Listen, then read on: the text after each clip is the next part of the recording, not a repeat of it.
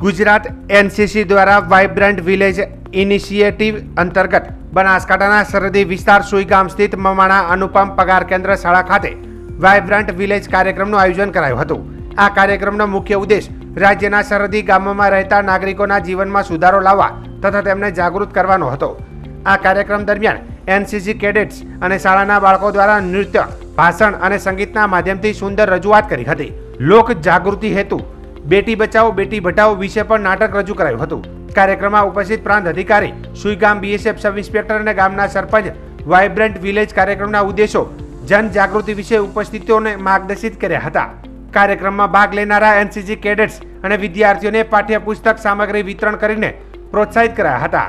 આ કાર્યક્રમમાં 35 ગુજરાત બટાલિયન એનસીસીના ઓફિસર લેફ્ટનન્ટ કર્નલ પ્રીતિ તિવારીએ તમામ મહેમાનોનું સ્વાગત કર્યું હતું।